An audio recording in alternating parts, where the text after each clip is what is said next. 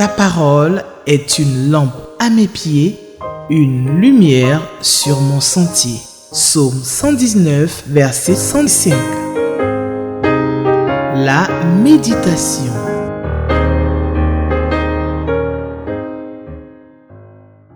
Téléspectateurs d'Espérance TV, je vous salue dans le merveilleux nom de Christ Jésus, notre Sauveur et notre Seigneur.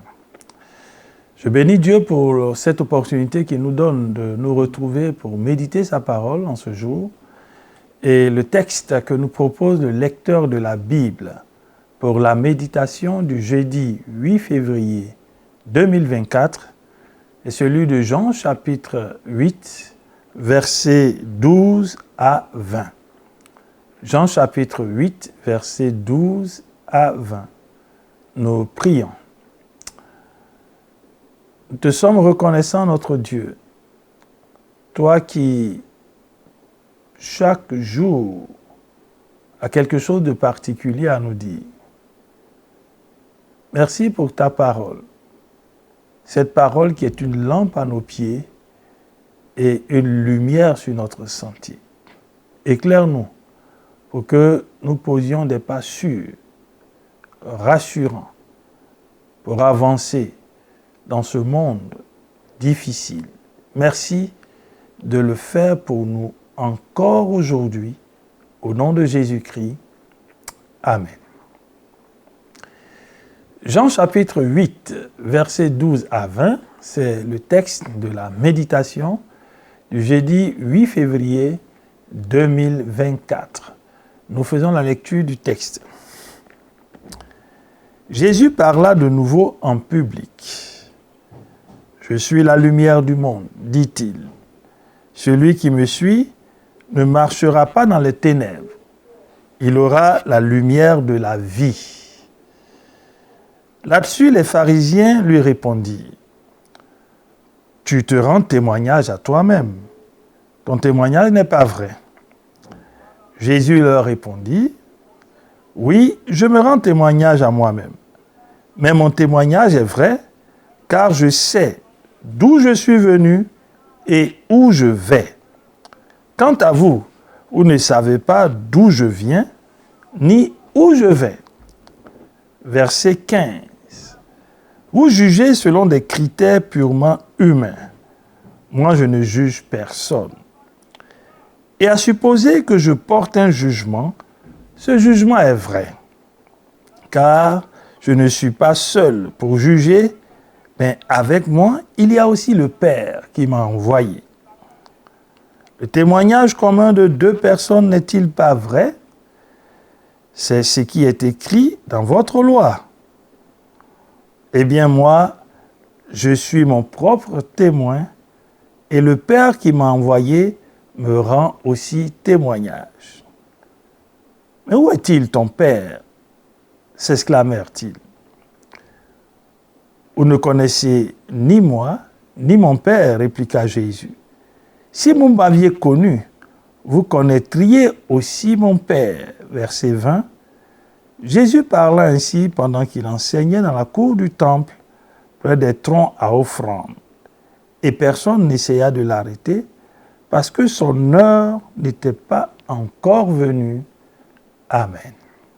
Jean chapitre 8, versets 12 à 20, c'est le texte de la méditation du jeudi 8 février 2024. Jésus, après avoir fait la leçon à des personnes qui voulaient mettre à mort une femme accusée d'adultère, Jésus parle de nouveau en public. Et il se présente comme étant la lumière du monde. Je suis la lumière du monde, dit-il. Rappelons-nous que nous sommes pendant la période de la fête des cabanes ou des tentes et Jésus rappelle en se servant de cette fête que les 2 candélabres qui étaient placés dans la cour du temple et qui rappelaient la nuée de feu de l'Exode, ces 2 candélabres ne pouvaient pas aller plus loin que l'environnement dans lequel ils étaient placés. Lui, Jésus, vient à cette fête et rappelle que cette lumière représente la vérité, la révélation de Dieu qui a le pouvoir de sauver, de transformer. Oui, Jésus fait cette déclaration solennelle. Je suis la lumière du monde. Celui qui me suit ne marchera pas dans les ténèbres, il aura la lumière de la vie. Chers frères, chères sœurs, ce texte nous apprend que Jésus, il apporte la vie. Jésus éclaire les vies. Jésus éclaire le chemin de ceux qui acceptent la vie qu'il donne. Jésus est celui qui apporte la transformation. Jésus est celui qui apporte la vie.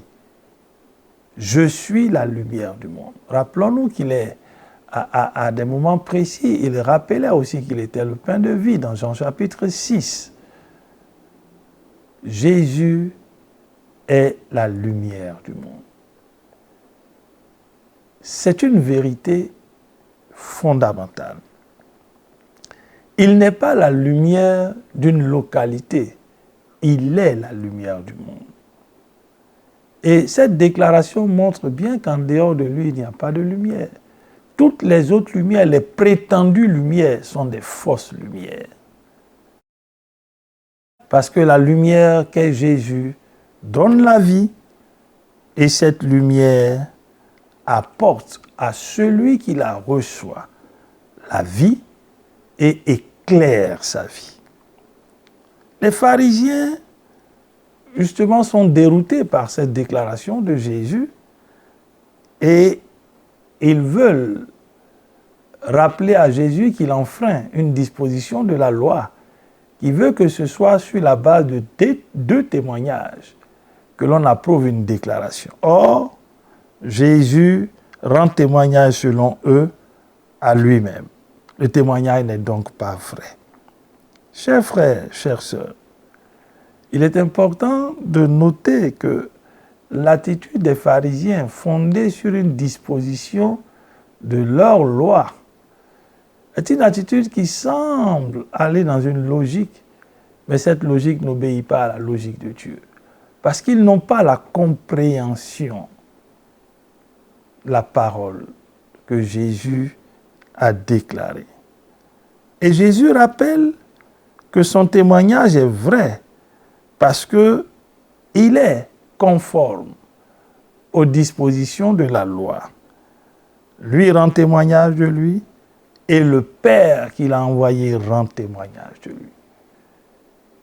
Chers frères, chères sœurs, cette déclaration de Jésus nous donne de voir clairement que ce que Jésus dit est d'une profondeur et a besoin d'un éclairage, d'une action du Saint-Esprit pour donner à ces hommes qui l'écoutent de comprendre. On découvre que Jésus dit clairement au verset 15 aux pharisiens, « Vous jugez selon des critères purement humains. Moi, je ne juge personne. » Chers frères, chères sœurs, qu'est-ce qui fonde tes jugements? Qu'est-ce qui fonde ta démarche? Qu'est-ce qui fonde les actions que tu mènes? Qu'est-ce qui fonde même le service que tu fais pour Dieu? Le fondement est-il basé sur des critères humains, des raisonnements humains, une logique humaine, une intelligence purement humaine? Quand Jésus fait cette déclaration selon laquelle il est la lumière du monde, À partir du verset 14, Jésus apporte un éclairage sur l'approche que nous devons avoir. Ne jugez pas selon des critères purement humains. Chers frères, chères sœurs, regarde ce que tu fais. Regarde ce que tu entreprends. Regarde ce que tu veux faire. Regarde les actions que tu mènes. Et arrête-toi un instant, à la lumière de cette parole, pour savoir si le fondement est tout humain ou alors si le fondement il est spirituel. Tes critères de choix, tes critères d'évaluation, tes critères de jugement sont-ils purement humains? Si c'est le cas, tu peux te tromper, tu peux faire fausse route, tu peux avoir une mauvaise appréciation, une mauvaise approche des choses spirituelles. Parce que les choses spirituelles, nous dit Paul, c'est spirituellement qu'on en juge. Et Jésus, quand il parle de choses spirituelles, des questions qui relèvent des affaires de son Père. Or, son Père, c'est Dieu, et Dieu est esprit. C'est pour cela, faisons attention, chers frères, faisons attention, chères sœurs. Gardons-nous d'agir sur la base de critères purement humains, sur la base de la chair. Rappelons-nous ce que Jésus a dit dans les méditations précédentes. La chair, elle ne sert de rien. L'esprit est bien disposé. La chair est faible. Et Jésus dira justement au verset 63 du chapitre 6 de l'évangile de Jean, « Les paroles que je vous ai dites sont esprit et vie. » Nous devons donc être des hommes et des femmes de l'esprit et non de la chair. Qu'est-ce qui domine en toi, cher frère? Qu'est-ce qui domine en toi, chère sœur? Si la chair domine en toi, il n'y a pas de doute. Tu n'es pas loin de te tromper. Tu n'auras pas une bonne appréciation des choses spirituelles. C'est pour cela que Jésus, dans les propos des pharisiens, il décèle et il révèle qu'il juge selon des critères purement humains. Et Jésus fait la différence. Et il leur dit clairement, « Je porte un jugement, ce jugement est vrai, car je ne suis pas seul pour juger. Mais avec moi, il y a aussi le Père qui m'a envoyé. » Et le témoignage commun de deux personnes, n'est-il pas vrai? Et là, il fait référence à leur loi. C'est ce qui est écrit dans votre loi. Eh bien, moi, je suis mon propre témoin. Et le Père qui m'a envoyé me rend aussi témoignage.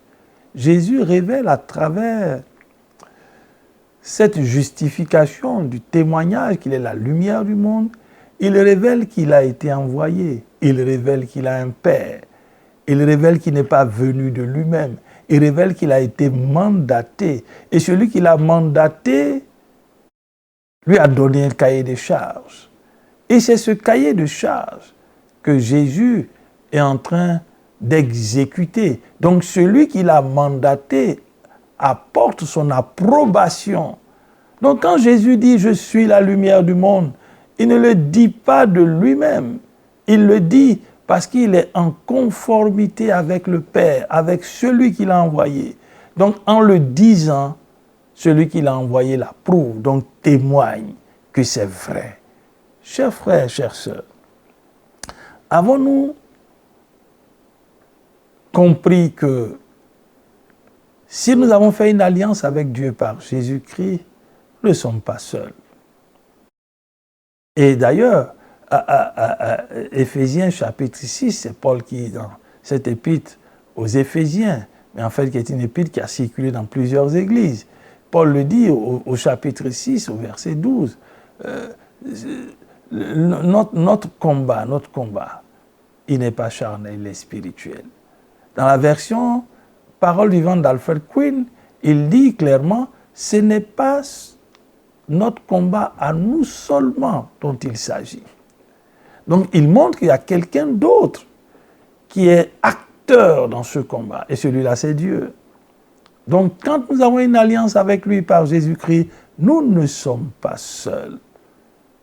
C'est pour cela que si nous faisons les choses, nous agissons selon l'Esprit, si c'est le Saint-Esprit qui nous conduit, qui nous guide, nous avons l'approbation du Père.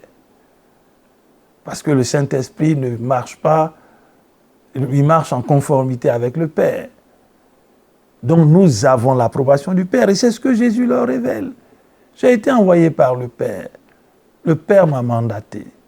Ce que je fais, je ne le fais pas de moi-même. Je le fais conformément à ce que le Père a décidé.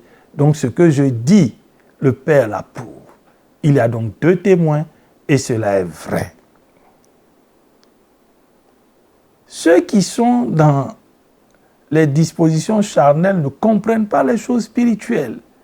Et cela se traduit par cette question que posent les pharisiens au verset 19. « Mais où est-il ton Père » s'exclamèrent-ils. Et Jésus saisit cette opportunité pour encore leur révéler quelque chose de merveilleux. « Vous ne connaissez ni moi ni mon Père » répliqua Jésus. « Si vous m'aviez connu, vous connaîtriez aussi mon Père. » C'est une vérité fondamentale, chers frères, chères sœurs.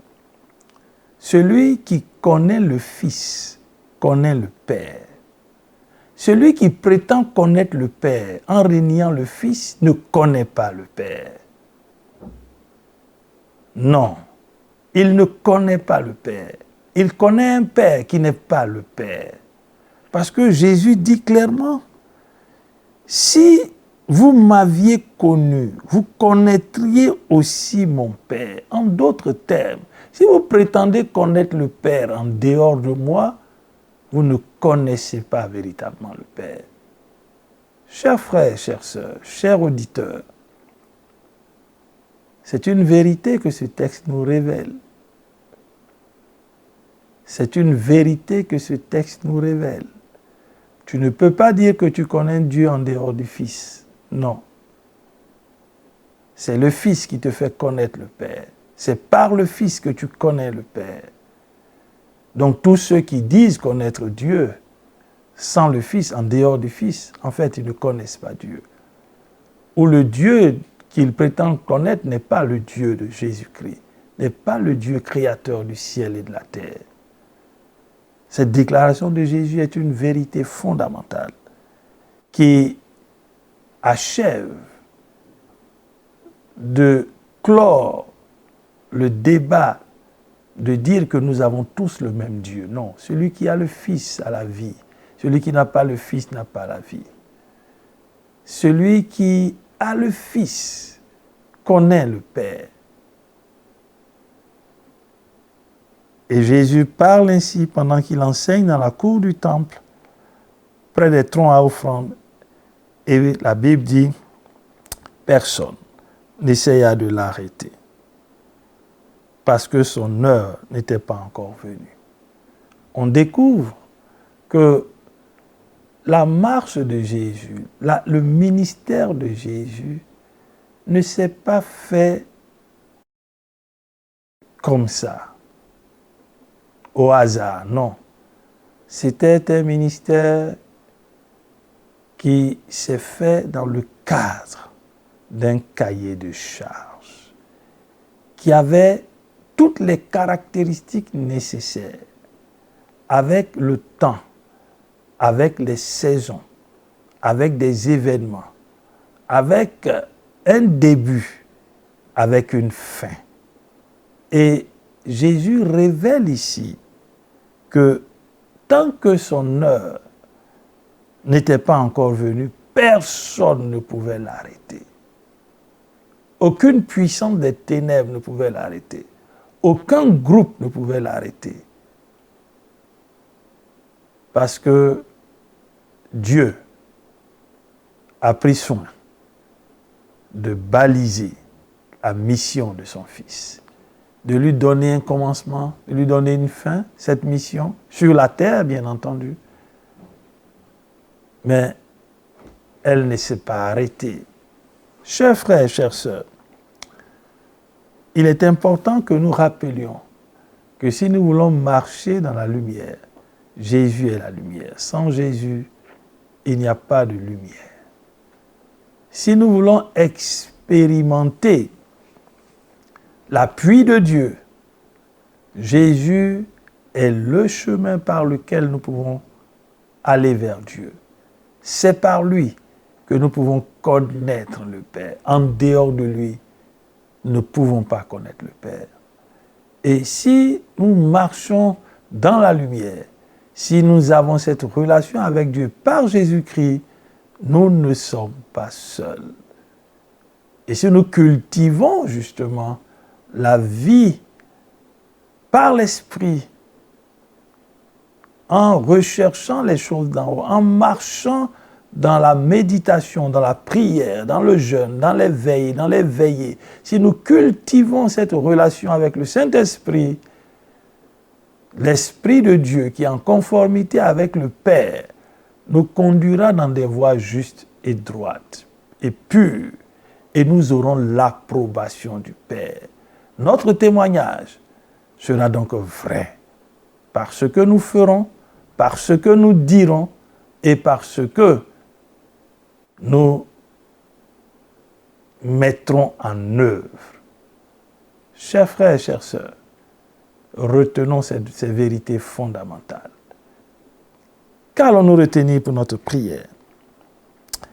Allons bénir notre Dieu de ce que cette déclaration publique de Jésus, le fait qu'elle était vraie, qu'elle est vraie, et qu'elle n'a fait l'ombre d'aucun doute. Et c'est par elle que nous aussi, nous avons reçu la lumière.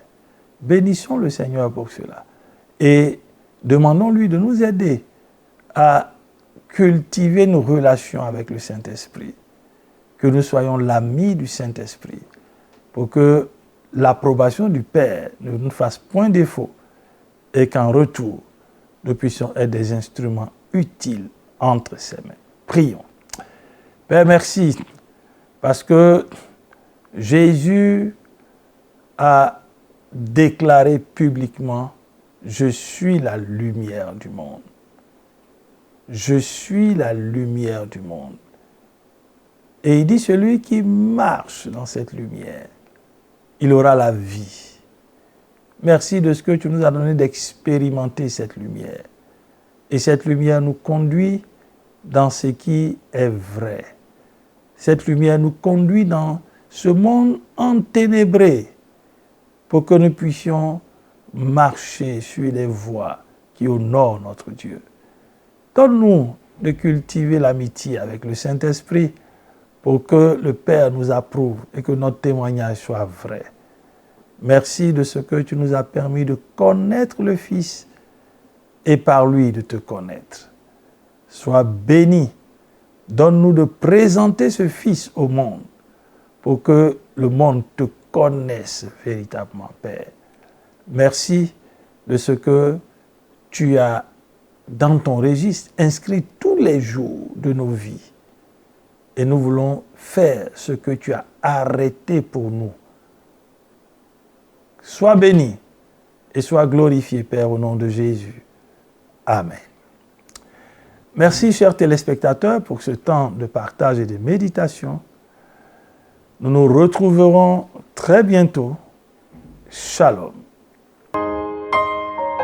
Ta parole est une lampe à mes pieds, une lumière sur mon sentier.